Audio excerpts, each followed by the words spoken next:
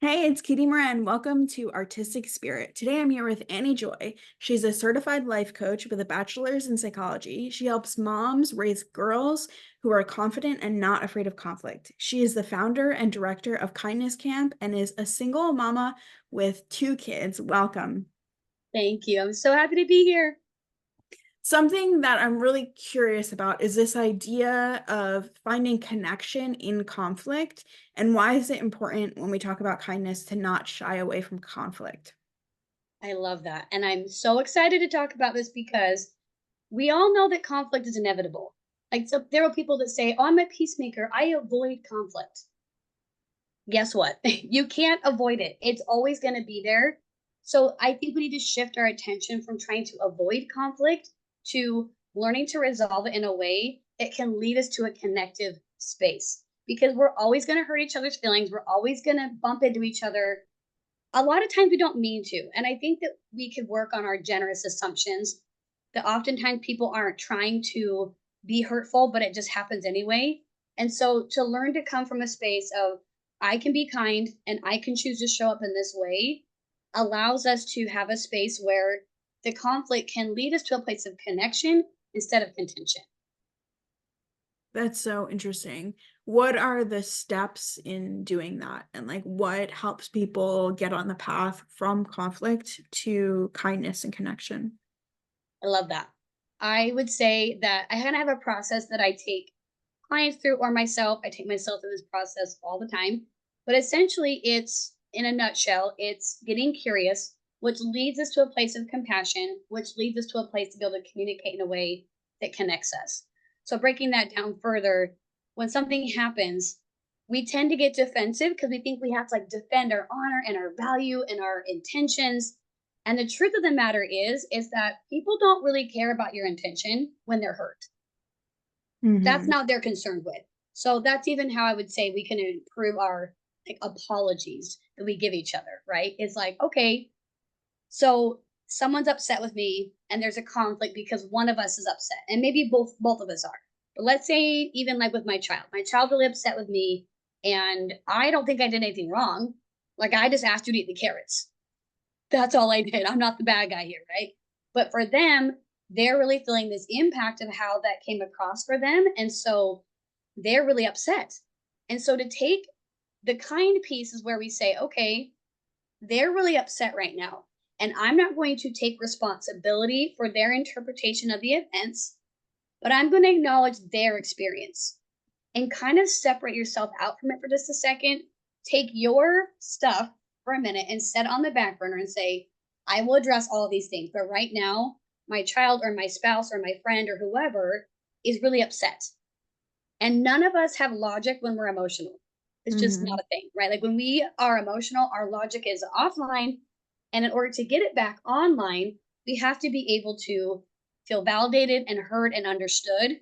And when those emotions calm down, then you can talk about, like, hey, like, I hear that for you, this is what you got from it. But I was really just trying to make sure that you're healthy and eat the Hmm. carrots, right? But when they're in the upset, that's not the time to be like, I'm your mom and I'm in charge of your health. And so I'm making sure you eat the carrots. They don't Hmm. care about that. They just care that this is really frustrating for them. And so, especially if like maybe I do kind of lose it on my kids and I get really mad at them. And then later when I'm cleaning it up with them, of like, hey guys, mom had big feelings and mom didn't handle them well. That's my fault and that's my job to take care of those. It's not about you. I'm so sorry though, because I hear the impact for you is that you didn't feel safe, you didn't feel loved in that moment. And how can I connect with you now that we're like past that? And so it really comes down to the first thing is like, let's set our stuff aside and let's get really curious. Hmm. Hmm. I wonder what's going on for them. I wonder what this is like for them. Like, can you take a step back and see it from their point of view? The curiosity piece is for you, though, first and foremost. Why is this bugging me so much? Why am I so mad that he won't eat these carrots? Like, why is that maddening? And I'm saying carrots because we've had many fights about carrots. Like, this is real life for me that we get in fights about the vegetables. So, like, why does it bug me so much? And even checking in further, like, okay, is there a boundary not being, is it being crossed? Is there a need not being met? Is there what's going on inside of me? Like, does this remind me of something else? Hmm. That's a Mhm. big one for me. Like, there's been times I've had these conflicts in my life where I'm like, why do I even care that they're doing that? Oh, well, maybe because it's reminding me of a past experience I've had, or maybe it's reminding me of a time in my life that I haven't forgiven myself for. Like, Mm. if I'm really judgy about someone else's choices, I'm like, why am I so invested in what they're doing? And there was one time when I was really bothered by someone, and I was like, oh, I used to do that behavior at this point, at this certain phase of my life, and I haven't forgiven myself for that. So I had to go back and do work around letting 16-year-old Annie feel heard and validated, understood, and forgiven for the choices she made because that's what she knew how to do at that time. Mhm. And so then it opened up more compassion for me for this other person of maybe they haven't figured that out in their journey yet, and I don't get to decide when they do. It's not my job. I'm not the journey police. Like I don't get to decide when in their journey they're figuring out those pieces. And so when we get curious, it naturally leads our hearts to be in an open space to be more compassionate. Because I truly believe that we are made to love, that we're made of love, from love, we're made to love. And so when our minds kind of get in the way of that, because our stories and our judgments and our comparisons kind of get in the way, our curiosity lets us sift through all of our mind drama and say, what's going on right now? And we get to see the other person with more compassion. We get to see us with more compassion. Think about when you first maybe met like the love of your life and you started getting to know them. You asked them a million questions, right? You asked them all these things. You I wanted to haven't know been in about love them. yet. I can dream. You can dream. I can Well, dream. maybe even a movie you've seen where this In couple my gets books. In together, my books. Yeah. right? In I your can write romance it. novel. But people ask all these questions, or maybe like a new best friend. Mhm. You meet somebody like, oh my gosh, we totally vibe. And you start asking all these questions. And the more you get to know them, the more you love them. Mhm. You're like, oh wow. Here's the thing. Not everyone's gonna be best friends. And I don't ever expect to be best friends with everybody. But my sister-in-law is so sweet. She tells her kids, you don't have to be friends with everyone, but you have to be friendly with everyone. Mm. Like we treat Mhm. everybody with love and kindness and respect. And certain people are in our inner circle, and certain people get our vibe and they're safe and we share things with them. But in order to be kind and respectful to everyone, we have to have compassion for them to have that kind of mentality, right? And that comes from getting to know a little bit about them. There's lots of different quotes out there that are about like, learning to understand other people helps you to love and care about them. But one of my favorites is Brene Brown. She said, it's hard to hate people up close. Move in. So we spend the time to try to understand a little bit about them. And maybe we don't have an opportunity to actually sit down with that person and get to know them.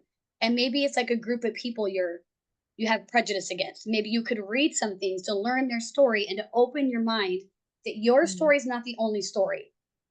Your version of events is not the only one.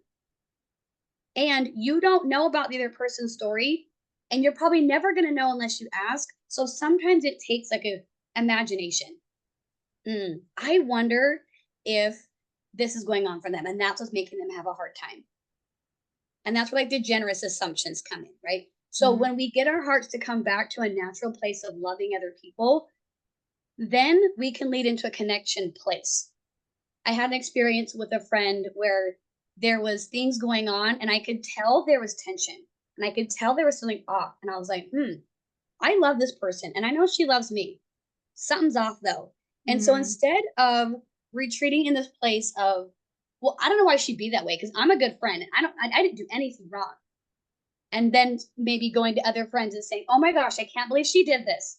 I guess women, we do this a lot, right?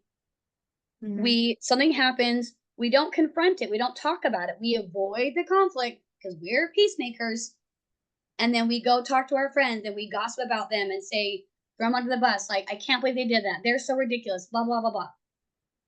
I've done it too, but it happens a lot. Like we'll go, and even if it's not mean spirited, it's just like, hey, this happened and my friend said this, and they'll go tell all their other friends, and they'll all kind of get everybody on board with their story. Like, well, what if we just took a moment and said, okay, what's going on?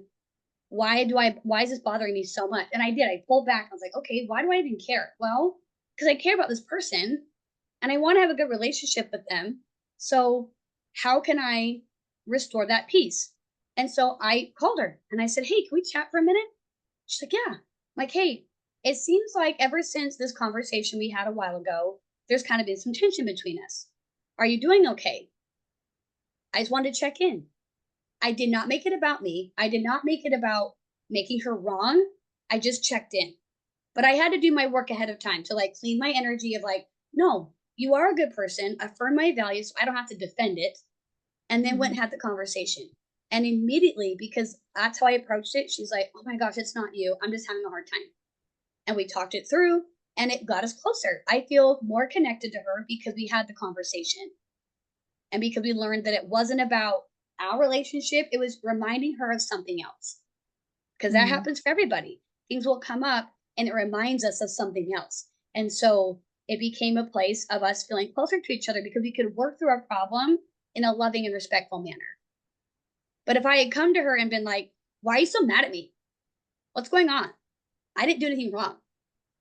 That defensive stance, she's then going to meet me with defensiveness. But I approached her with, "Hey, I love you. I care about what's going on." And I didn't make it mean anything about me or about my value. I could just hear her in the space that she was in. I'm not responsible for how she interpreted it. I'm just acknowledging and witnessing it for her and just saying, "Oh, yeah, I hear you. Yeah, that's really hard." And if we could all learn how to do that, what Mhm. a different world this would be, right? And like, there's so many things we're divided on with elections coming up. I mean, COVID was a huge example of people being on two sides of the issue. And I just think that if we open up our minds a little bit to everyone's story is their story, and we don't have to agree with the story to validate how they're feeling and to validate their experience.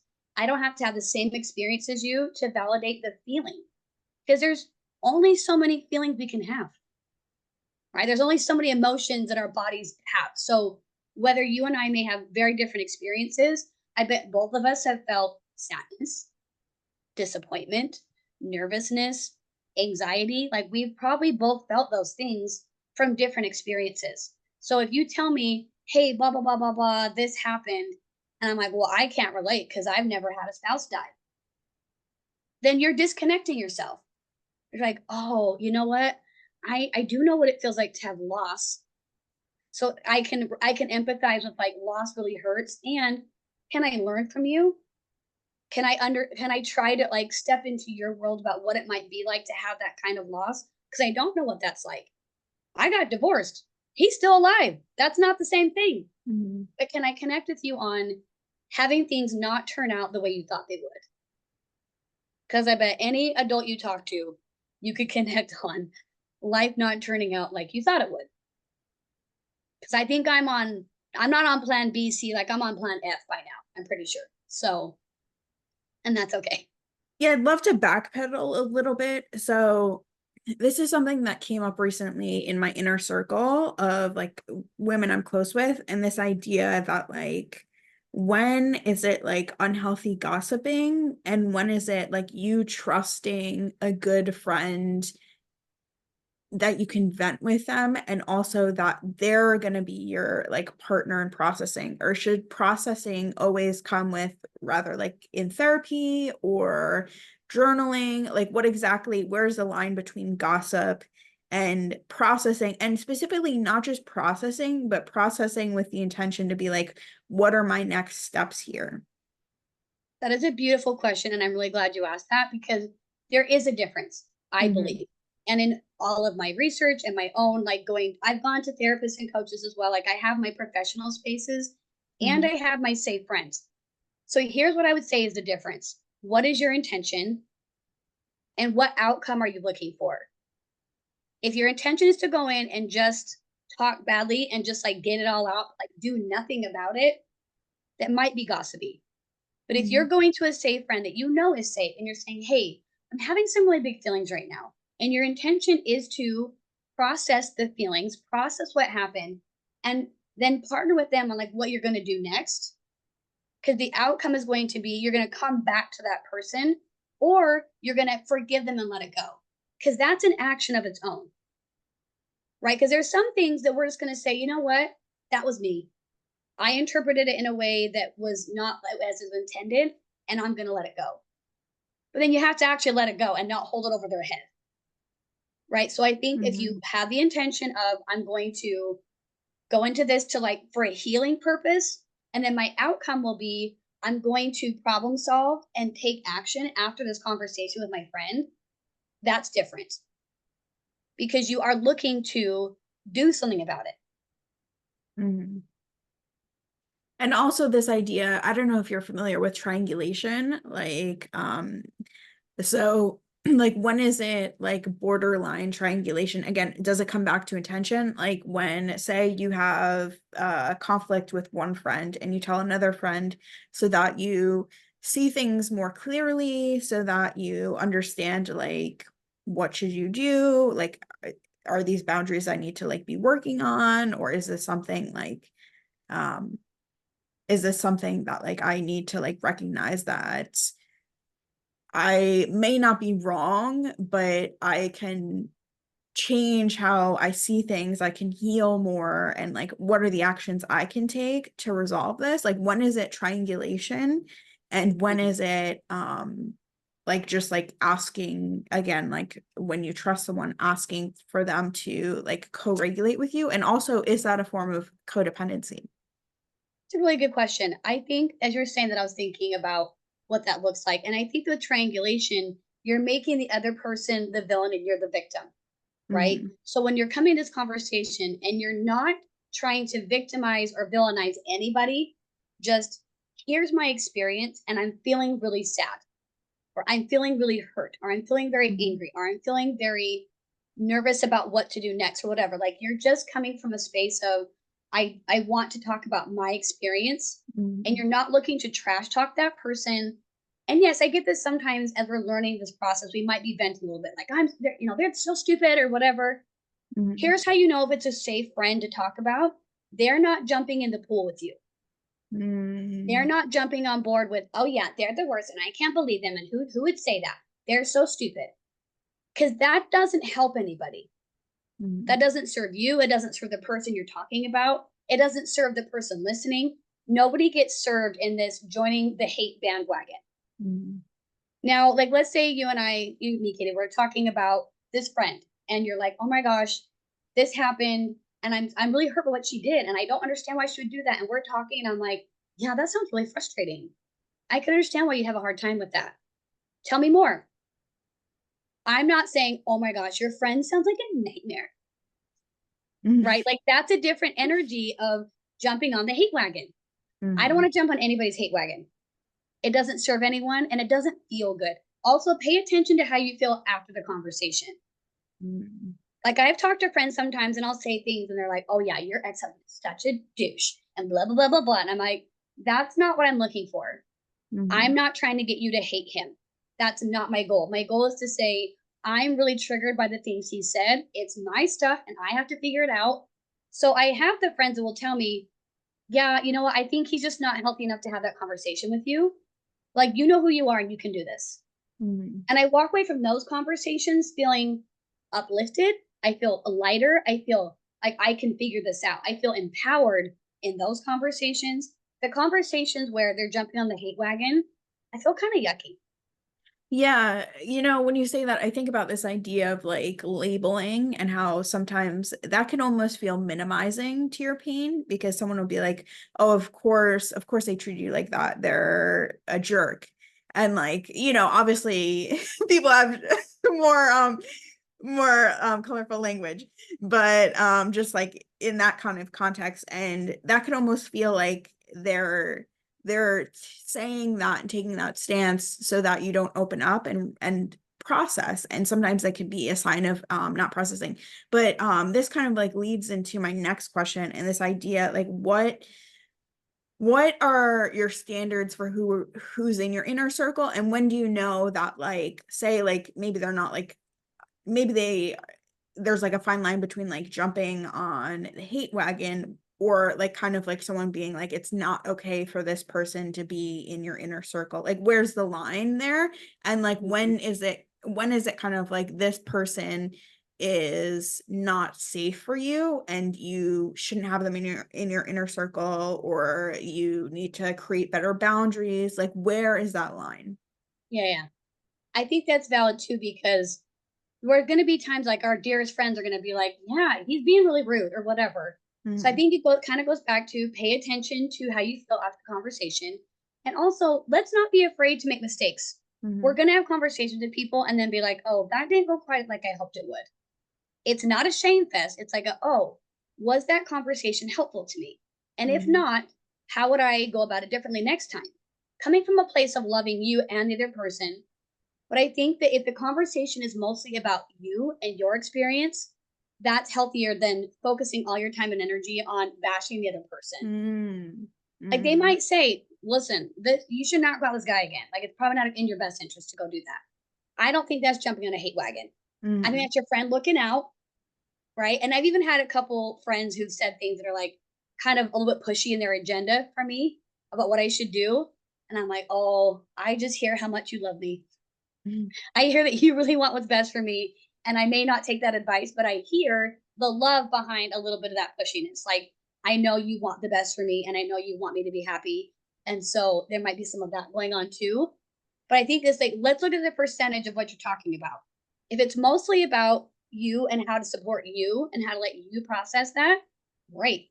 If the majority of the conversation is pointing out every flaw of the other person, did you really process anything?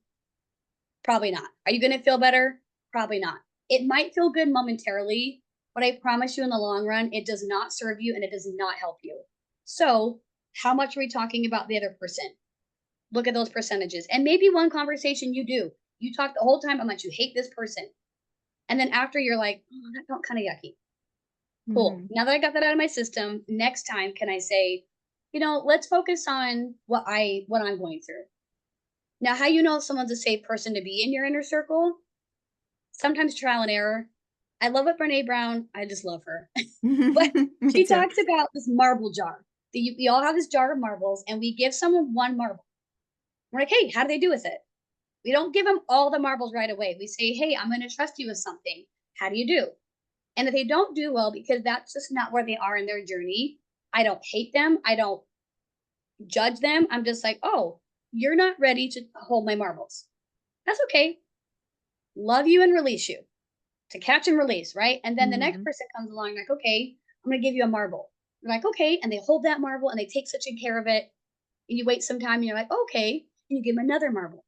And then they're like, oh, they're holding on to it and they take care of it. And sometimes we give people 10 marbles and then we find out that like they're not to be trusted.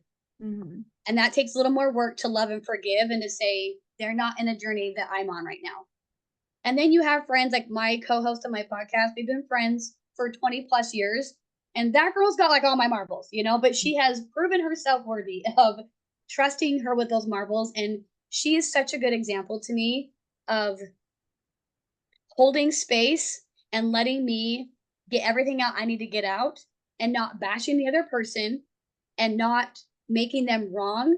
She might say, like, if I'm talking about some of the difficult people in my life, she knows who they are. She might make a comment like, well, they're not capable of doing that or whatever. But that's where it stops. Like we're not bashing the people that I'm mad at.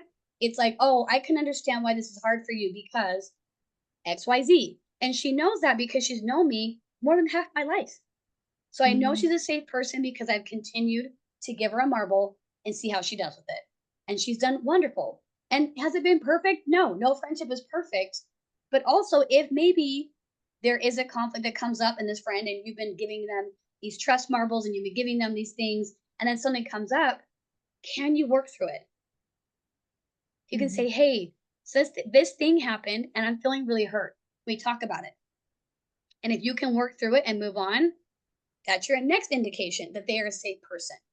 Because I don't think we can get through life without having conflict come up, even with the people we love the most.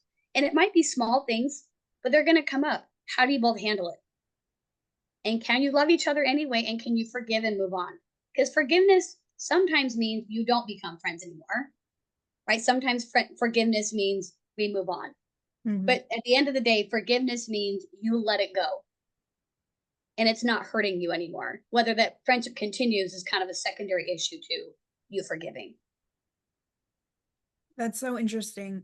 And also this idea that the inner circle standards has to be, is someone safe, or is this relationship not safe?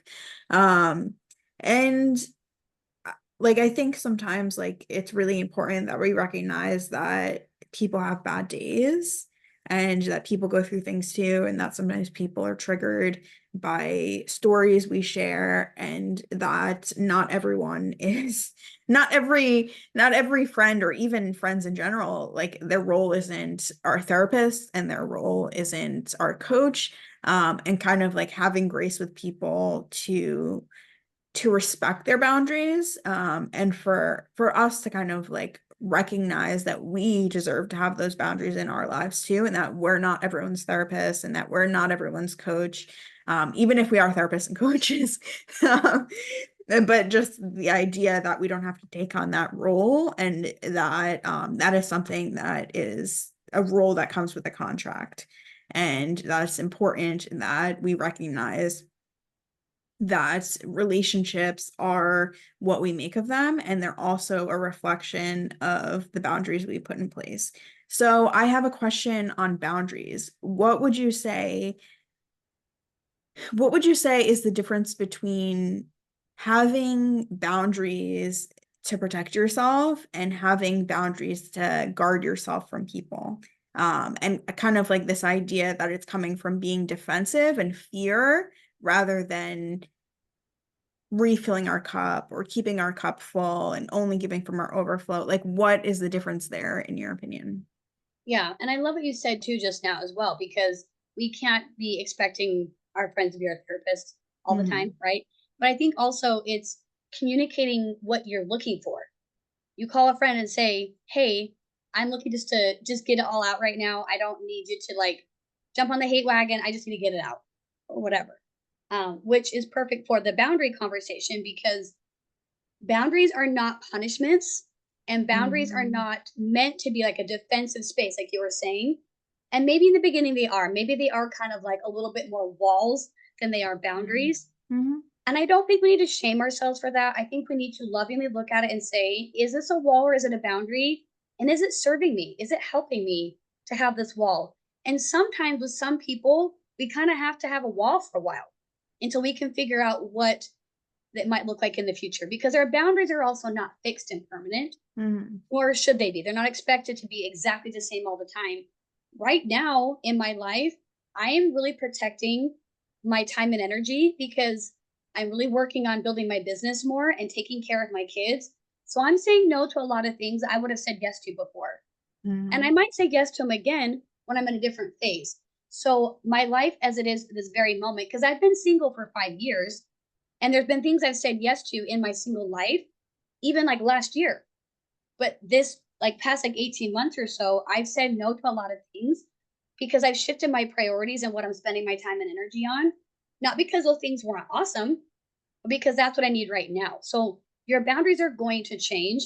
And it's great work to spend time with yourself and journaling what your boundaries are right now. What are your needs right now? Because the boundaries are there to like protect your needs and your energy and your resources, right? So maybe those look different at different times. And always, always, it's there to like take care of you, not to tell other people what they're supposed to do. Hmm.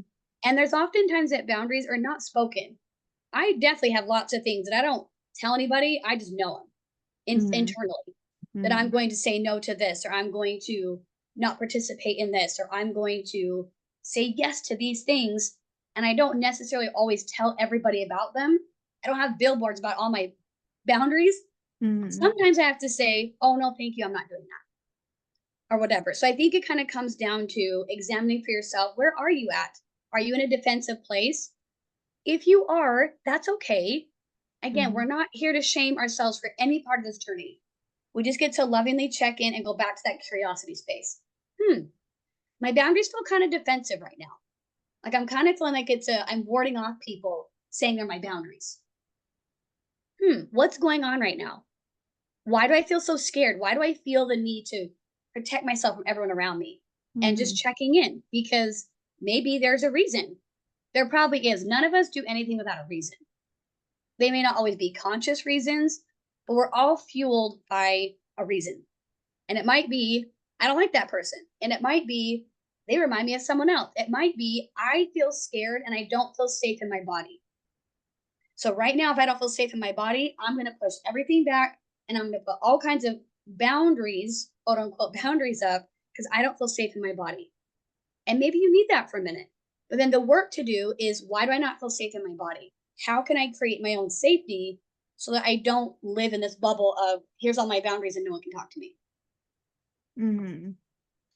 Yeah, and I think that's really important to recognize. And it goes back to what you mentioned earlier, this idea of intention and just like having candor in our self conversation about our intentions and knowing like what our motives are for doing things. I'm curious about social media. So, how can we be more kind on social media, specifically in these like divisive times? And like, when do we know that we need to be kind? And when do we know that we need to say like block someone or put up like a firm boundary to protect ourselves? Yeah, I love that. Here's the thing.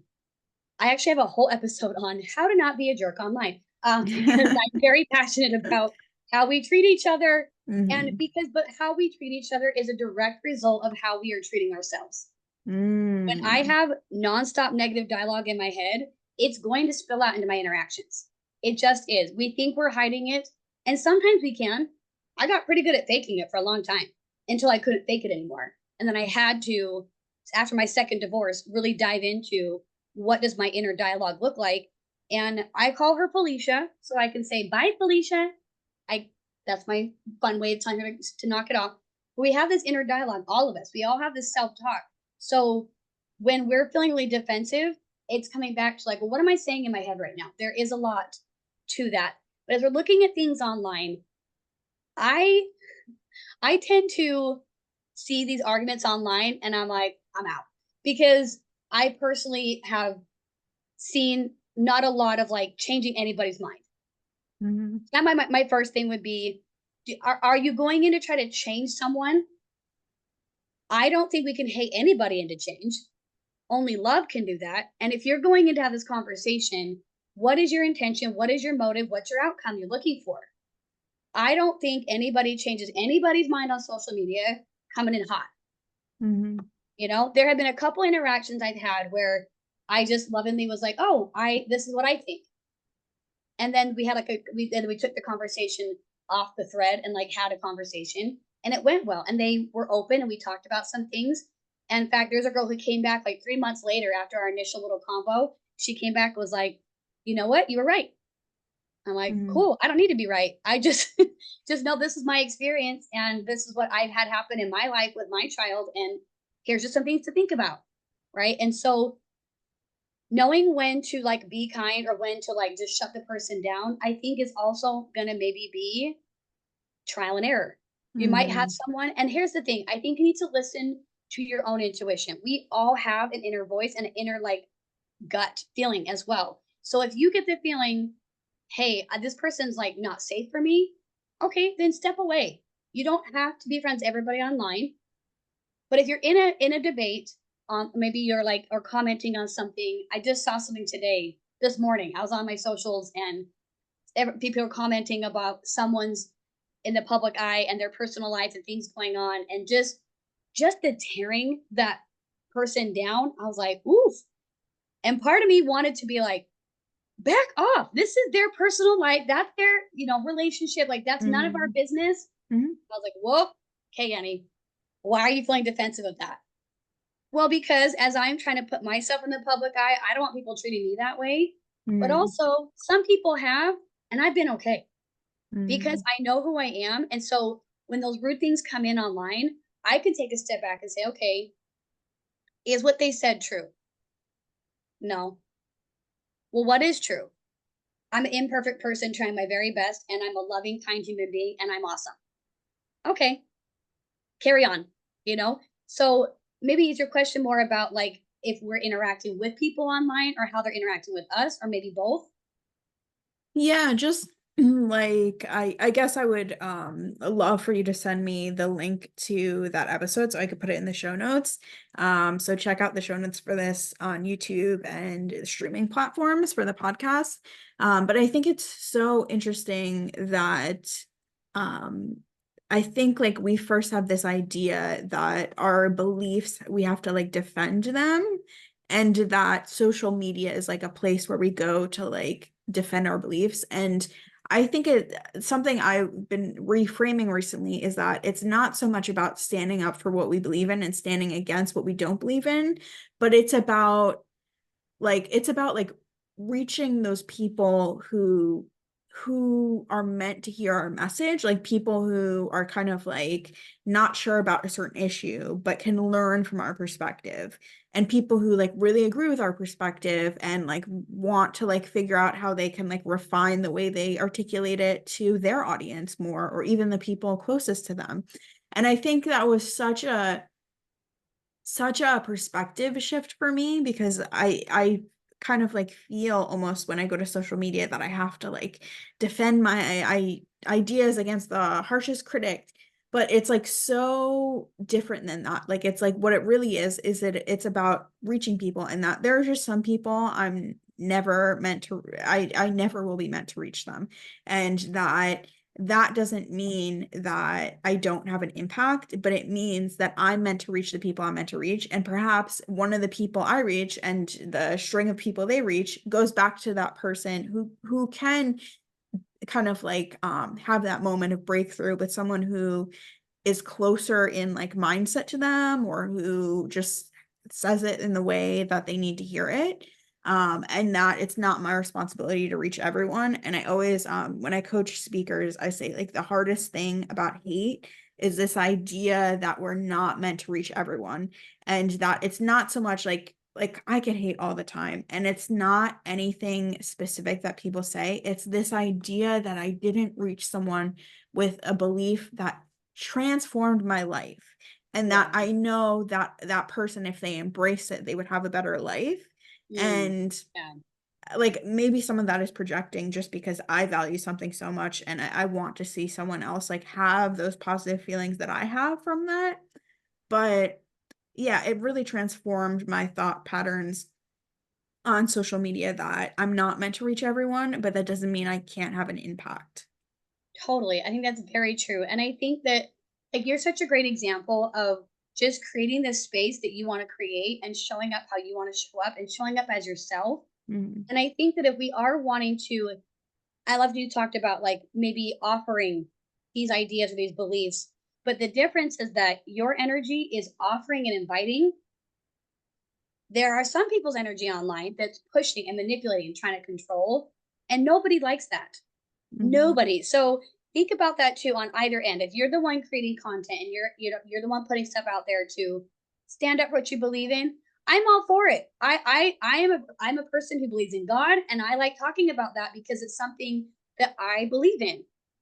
But I'm not here to tell you you're wrong for not believing the way that I believe. I'm inviting people to consider the things that I've learned that have really brought me a lot of peace. But those are the keys: invitation, offering. I'm offering this to you. I'm inviting you to come learn in my space.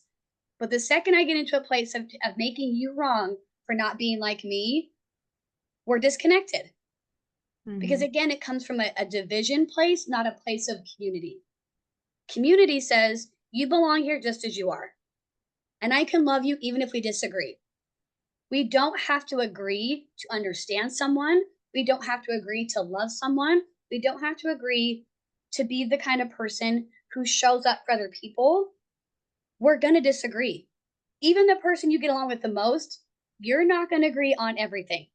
Mhm. We're not supposed to. We would be mindless robots if we all agreed on everything. You might even have disagreement, and I'm sure you do, like with your spouse or your children or your roommate or your best friend. You're not going to. Like, that's just not going to happen. They'll agree on everything. Can you love them anyway? Can you acknowledge that they matter anyway? That's the key. And then if you're the person who's responding to content online, How are you showing up? Really take a minute and think before you just start fingers flying on that keyboard or that phone. Take a pause for a second. What are you trying to accomplish? If you're trying to accomplish changing their mind, good luck. I think the only way Mhm. you might change their mind is if you lovingly hear where they are at and then offer something different. And then they might. And then you wait. We do not get to control anybody else's journey. Like I said earlier, we're not the journey police. If we can show up in love and like know who we are and see the light in everybody else and just say, hey, this is not for them. Okay. And like you said perfectly, we're not making it mean that I don't have an impact. We're not making it mean that I can't make a difference, that I'm not a good person. None of that. But that's again where it comes back to check your self talk. What are you making it mean? If they don't like your content, or if they don't like your comment online, or they don't like whatever, when there's a conflict online, what are you making it mean about you? Mhm. And is it true? And if you really, really think it's true, like, oh, I'm the worst person ever, blah, blah, blah, whatever your like negative self talk is, that's your work to do. Because I don't believe in bad people. I don't believe that anybody is the worst. So that's your work to figure out. Because is that thought, let's pretend it's true. Let's pretend you're the worst person ever. Is thinking you're the worst person ever helping you in any way, shape, or form? Nope. I promise you it's not. So look at those thoughts. Is it helping me or is it hurting me? If it's not helping, it's hurting. So could I reframe that? And like you said so beautifully, like you're reframing how you're showing up online because not everyone is going to like your content. Mhm. They're just not. And no one, even Oprah, doesn't have everyone loving her content, Mhm. right? That goal is unrealistic. If our goal is to show up, love people where they're at, love ourselves where we're at, and share the things that have helped us in our life, I think you can't go wrong. People are going to say their things, are going to do their things, and you come back to reaffirming your value, reaffirming who you are as a person, what your talents are, what you're offering, and examine that self talk. Because at the end of the day, what they're saying about you means nothing unless you make it mean something. If I, like I tell kids at my camp, if they said, you're a purple cat, they're like, cool. Because there's no emotional attachment to you're a purple cat. They don't care about that. But if I say you're fat or you're ugly or no one likes you, it has a different weight because if it's something you believe, then it resonates harder and it's painful.